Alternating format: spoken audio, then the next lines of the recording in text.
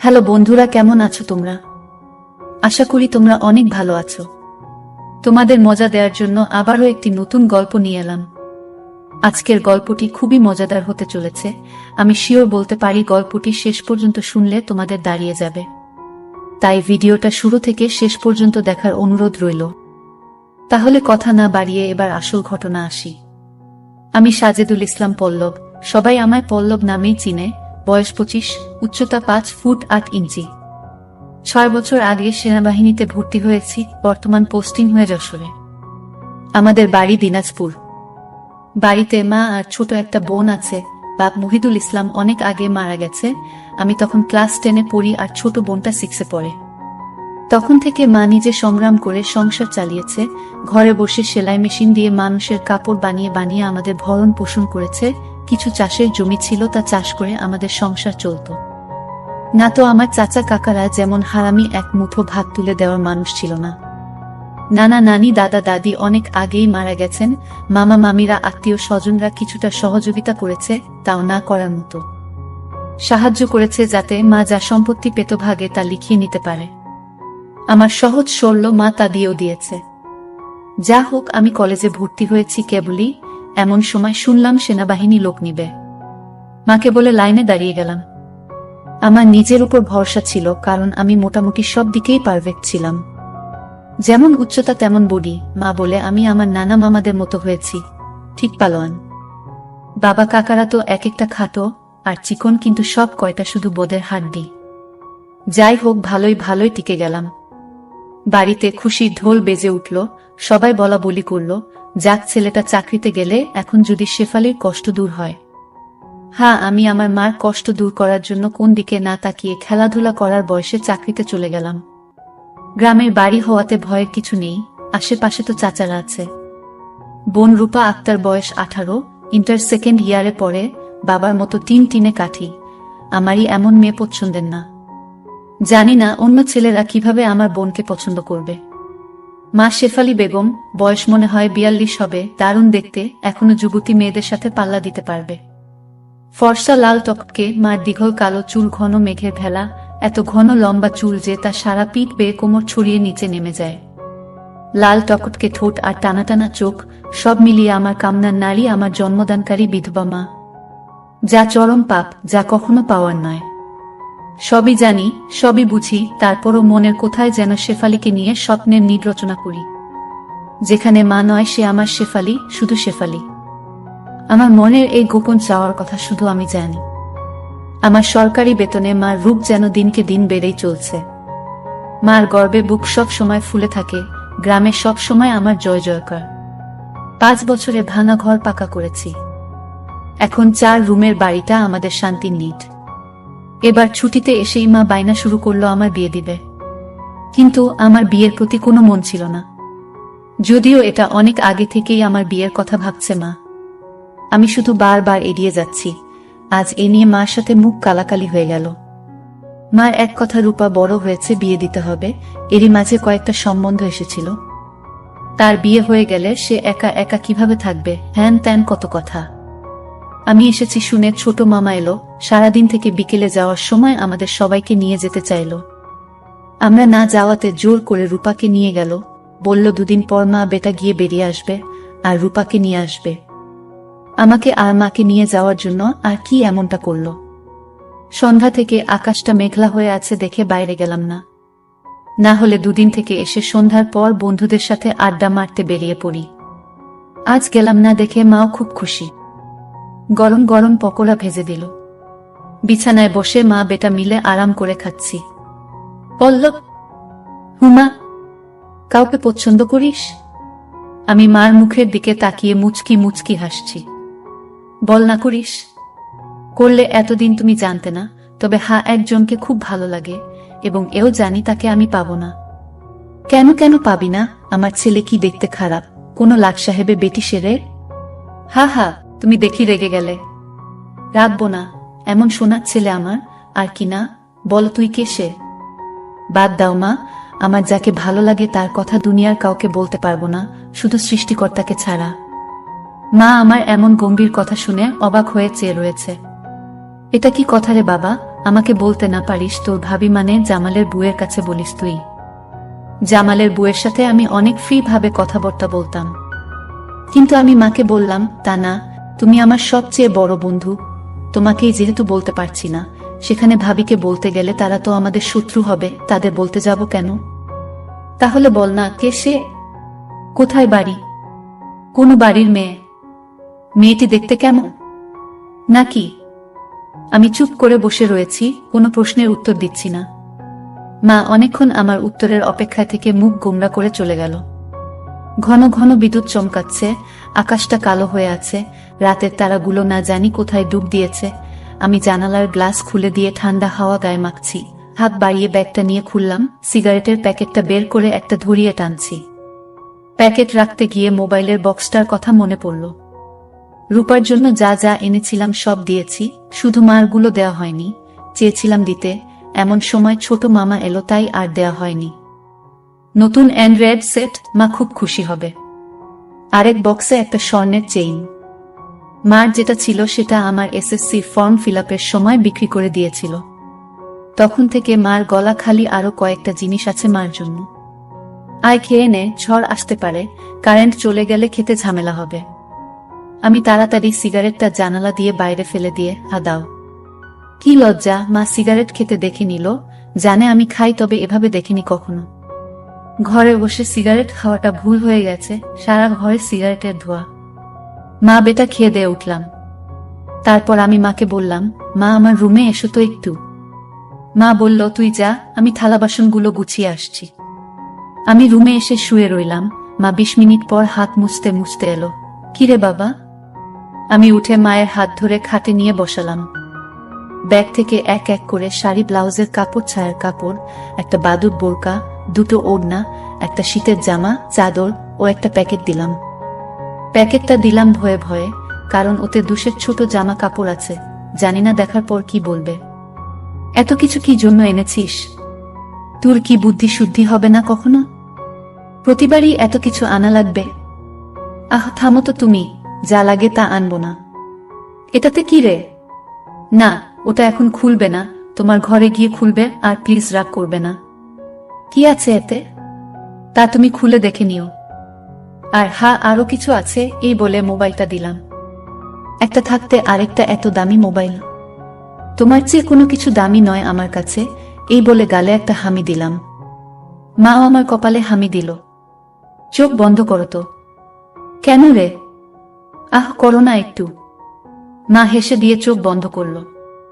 আমি চেইনটা মার গলায় পরিয়ে দিলাম। এখন চোখ খুলো মা। মা চোখ খুলে স্বর্ণের চেইনটা দেখে হুহু করে কেঁদে দিল। না মা, না, কাঁদবে না, প্লিজ মা, কেঁদে না, তোমার মুখে হাসি দেখব বলে নিয়ে এসেছি, সেখানে তুমি যদি কাঁদো তাহলে আমার খুব কষ্ট হবে মা। না রে বাবা, কাঁদছি না, তুই বুঝবি না এটা কিসের কান্না। খুশি হয়েছ মা? হারে বাবা, অনেক খুশি হয়েছি, এই বলে মা দাঁড়িয়ে আমাকে ধরল। আমি তো কেঁপে উঠলাম, মা কখনো এভাবে আমাকে ধরেছে বলে মনে হয় না। কি নরম, কি সুন্দর ঘ্রাণ, দুটো আমার বুকে পিষ্ট হচ্ছে। মা অনেকটা খাটো হওয়াতে তার মাথাটা আমার থুতনির নিচে, চুল থেকে সুবাস এসে নাকে লাগছে। নাক মুখ ডুবিয়ে দিলাম চুলে। ধীরে ধীরে আমার ওটা শক্ত হচ্ছে। মন চাচ্ছে হাত দুটো আরেকটু নিচে নিয়ে রাখি, তবে সাহস পাচ্ছি না। আমার মা যা রাগী মানুষ, ছোটবেলায় কত বেতুপিটা করেছে তার হিসাব নেই। মার মুখটা দুহাত দিয়ে ধরে কপালে একটা হামি দিলাম। আর কখনো কাঁদবে না মা, আমি যেন তোমার চোখে পানি না দেখি। আচ্ছা বাবা, আর কাঁদবো না। তো যাও, লাল তাঁতের শাড়িটা পরে দেখাও তো, দেখি কেমন লাগে আমার মাকে। যা পাগল, আমি বিধবা মেয়ে লোক, এমন লাল টকটকে শাড়ি পরলে মানুষে কি বলবে? কে কি বলল তাতে তোমার কি যায় আসে? আর এখানে মানুষ আসবে কোথা থেকে? মানুষ ওর সামনে না পড়তে চাইলে পড়ো না, এখন আমাকে তো পরে দেখাও। আমার খুব মন চাইছে সাজুগুজু করে কেমন লাগে দেখতে। তাই আমার বাবা এনেছে, আর আমি পরবো না তা কি হয়? তবে মানুষের সামনে কখনো পড়তে বলিস না রে। ঠিক আছে মা, আমি শুধু আমার সুন্দরী মাকে দু চোখ ভরে দেখতে পেলেই হলো। যা দুষ্টু, মাকে কেউ সুন্দরী বলে? হা হা হা, তাই? তাহলে কি বলবো গো? তুই জানিস কি বলবি। বেয়াদবি নিও না, প্যাকেটে যা আছে তাও পড়ো। কি আছে রে এতে? যা খুলে দেখো। মা চলে গেল। আমি পিছন থেকে তার পাছার দোল দেখে মুগ্ধ হয়ে গেলাম। এ মহিলার কি কখনো যৌবনে ভাটা পড়বে না? প্রায় 15 মিনিট পরে মা এলো। অসম্ভব, এ কাকে দেখছি আমি? এতদিন এক পেরে শাড়িতে যে মাকে দেখেছি তার সাথে এই মহিলার কোনো মিল নেই। কি সুন্দর, অতুলনীয়, গর্জিয়াস, যতই উপমা দিই না কেন কম পড়ে যাবে। মা দরজার কাছে দাঁড়িয়ে আছে, আমি বিছানার পাশে হা করে দাঁড়িয়ে আছি। মা ভীষণ মায়াবী করে হেসে চোখের ভ্রু উঠানামা করে জানতে চাইলে, কি কেমন? আমি ধীরে ধীরে মার সামনে গিয়ে দাঁড়ালাম। কি রে, কেমন হয়েছে? দারুণ মা, খুব সুন্দর, মনে হচ্ছে অ্যাঞ্জেল। যা দুষ্টু, মাকে এমন কমপ্লিমেন্ট দিতে হয়? আমার 10 পাস মা যে এমন কথাও বলতে পারে জানা ছিল না। সরি মা, বলে হাত ধরে বিছানায় নিয়ে বসালাম। আমি নিচে বসে মার কোলে মাথা রাখলাম। তুমি সব সময় এমন ভাবে থাকতে পারো না মা? মা আমার মাথায় চুলে হাত বুলিয়ে দিয়ে, কি পাগলের মতো বলছিস? মানুষে দেখলে কি বলবে? তাহলে বলো, আমি যে কয়দিন থাকবো সে কয়দিন এমন করে সেজে থাকবে? কেন রে? আমার খুব ভালো লাগে মা। পাগল, আচ্ছা থাকবনি। আমি মুখ উঠিয়ে মার মুখের দিকে তাকিয়ে, ওগুলো পড়েছ মা? যা শয়তান, কিছু তো স্মরণ কর। মার জন্য কেউ এসব আনে? জানি না মা কেউ আনে কিনা, তবে বাবা থাকলে হয়তো আমিও আনতাম না। সে নেই দেখে মনে হলো আমার মার তো ভালো মন্দর খোঁজ রাখার কেউ নেই, তাই নিজেই রাখি। রাগ হয়েছ মা? না, রাগ হয়নি, কিন্তু আর আনিস না। কেন মা, পছন্দ হয়নি নাকি সাইজে হয়নি? সব ঠিক আছে, তবে তবে কি মা? মা লজ্জায় মুখ ঘুরিয়ে নিয়ে, তুই এনেছিস ভাবলে পড়তে শরম করে রে। আজ থেকে আমাকে ছেলে নয় বন্ধু ভাববে, তাহলে আর শরম করবে না, হবে মা আমার বন্ধু। যাহ পাগল, সমবয়সী না হলে কি বন্ধু হওয়া যায়? এ যুগে ওসব পুরনো কথা মা। তাই বলে মা ছেলে?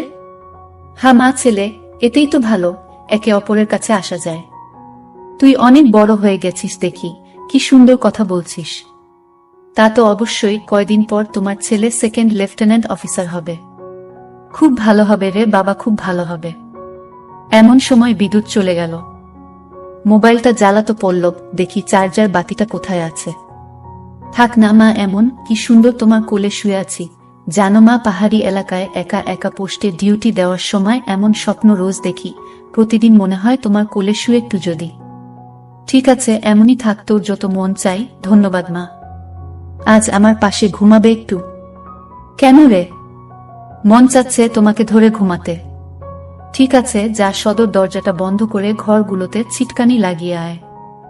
আমি উঠে মার গালে চুমু দিয়ে লাফাতে লাফাতে চলে গেলাম। আজ আমার খুশি ধরে না, কিছু হলে হতেও পারে। এক জগ পানি নিয়ে এলাম সাথে করে। এসে দেখি মা শুয়ে পড়েছে। টেবিলে জগটা রেখে খাটের পাশে দাঁড়ালাম। মা দেয়ালের দিকে সরে গিয়ে আমাকে জায়গা করে দিল। বজ্রপাতের আলোতে মার মুখটা মায়াবী মায়াবী লাগছে। খোলা জানালার হিম বাতাসে আমার মনে ঝড় তুলছে। জানি না আমার মনে কি চলছে। মনে হচ্ছে মা তার স্বামীকে পাশে শোয়ার জন্য জায়গা করে দিল। মা নতুন বউ, আমি তার স্বামী। দাঁড়িয়ে রইলি যে, শুবি না? হ্যাঁ শুব। মার পাশে শুয়ে পড়লাম, দুজনে মুখোমুখি। আধো অন্ধকারে দুজনে দুজনার দিকে চেয়ে আছি। ঘুমাবি না? তুমি ঘুমাও, আমার ঘুম এত তাড়াতাড়ি আসে না। তাই আয় কাছে আয়, মাথায় হাত বুলিয়ে দিচ্ছি। আমাকে আর পাই কে? একেবারে মার বুকের কাছে বুক নিয়ে গেলাম, তবে কোমরটা দূরে রাখলাম। মা একটা হাত সাইডে লম্বা করে দিল, এখানে মাথা রাখো। মা তার হাতের উপর মাথা রাখতে বলছে। আমি সহজ মনে তাই করলাম। নাকটা মার বগল থেকে 3-4 ইঞ্চি দূরে। ভালো মতো দেখতে না পেলেও বুঝতে পারছি যে এর বেশি দূরে নয়, কারণ ঘামের ঘ্রাণ পাচ্ছি। মার বগলের ঘ্রাণই তো আমার শরীর আনচান আনচান করছে। মার বাম হাতের উপর শুয়ে আছি, মা ডান হাত দিয়ে মাথায় হাত বুলিয়ে দিচ্ছে। এতে করে আঁচল উঁচু হচ্ছে, আর যখনই বিদ্যুৎ চমকাচ্ছে তখনই ওগুলো দেখতে পাচ্ছি। নিজেকে কন্ট্রোল করা মুশকিল হয়ে পড়ছে। কাকে পছন্দ করিস বললি না তো? শুনলে রাগ করবে মা, তাই বলা যাবে না। কেন কেন? এমন কাকে তোর মনে ধরেছে যে শুনলে রাগ করব? বাদ দাও না মা, নিজেকে তোমার কাছে ছোট করতে চাই না, চাই না তোমার মনে কষ্ট দিতে। তোর কথার তো আগা মাথা কিছুই বুঝছি না। নাই বা বুঝলে মা? তোমাকে একটু ধরি? মা হি হি করে হেসে, ধর। কি সুন্দর ঘ্রাণ গো মা তোমার। যা শয়তান। আমি মার এমন আশকারা দেওয়া কথায় সাহস পেয়ে তাকে চিৎ করে দিলাম। মন চাচ্ছে কোমরাটা উপর তুলে দিতে। মুখটা উঁচু করে হামি দিয়ে বললাম, আমি তোমাকে খুব ভালোবাসি মা। মা আমার মুখটা দুহাত দিয়ে ধরে, আমিও তোকে খুব ভালোবাসি রে বাবা।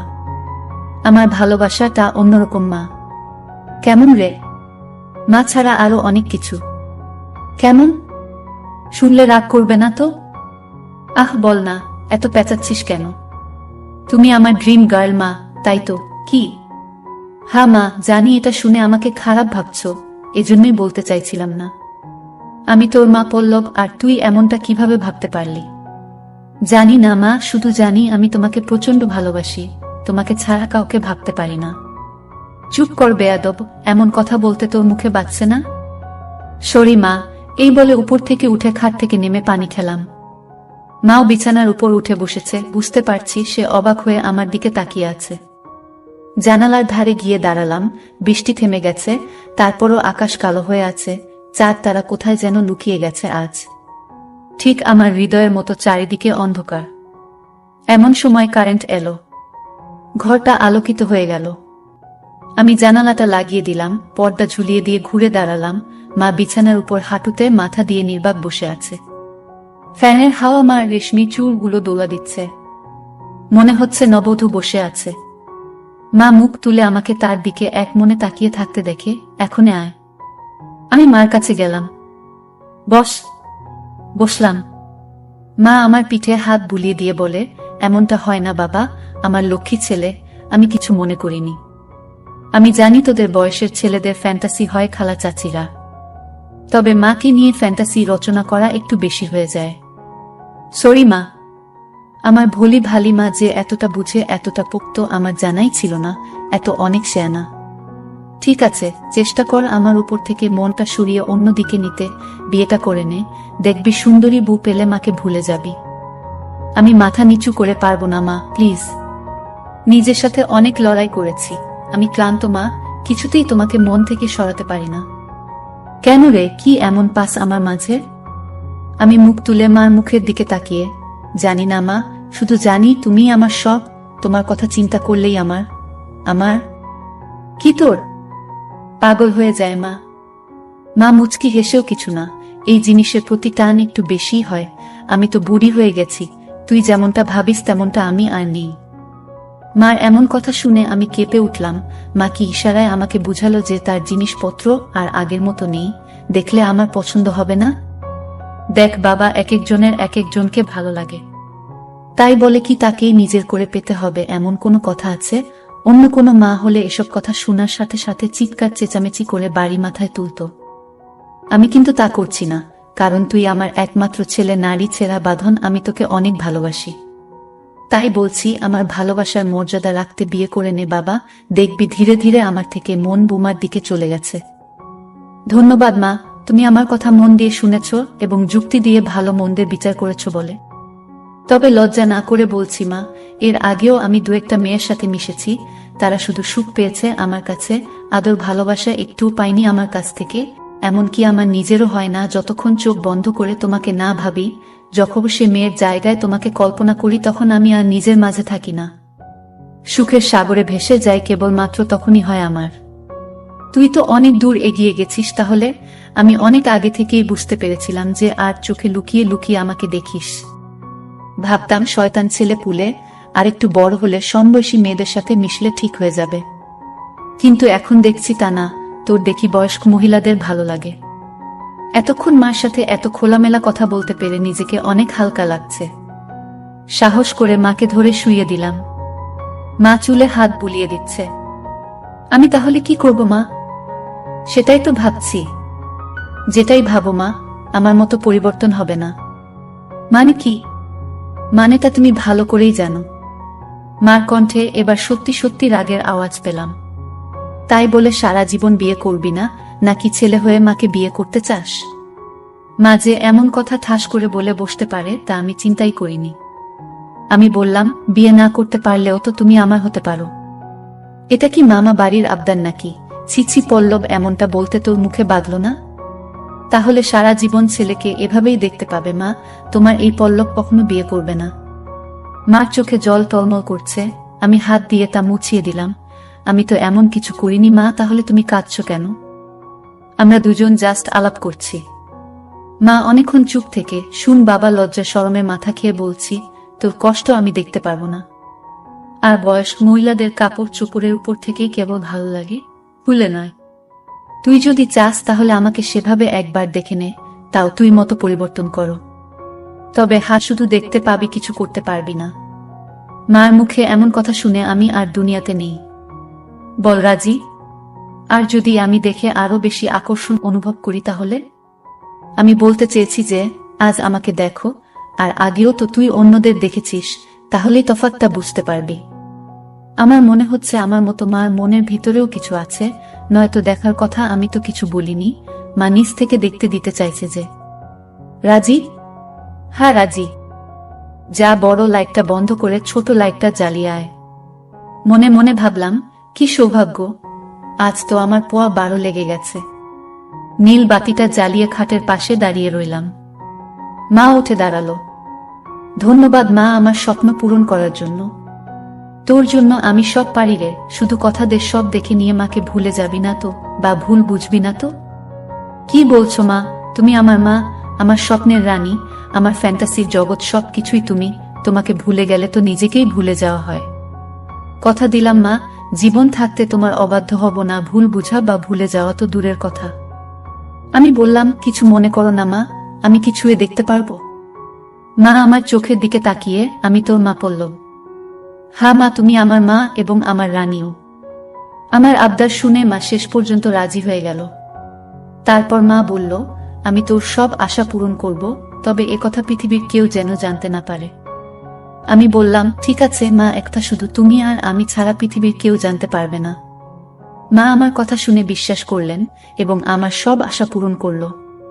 কিন্তু আজ আমি তোমাদের সব সত্য কথা বলে দিলাম, কিন্তু এসব সত্য কথা কেউ কাউকে কখনোই বলে না।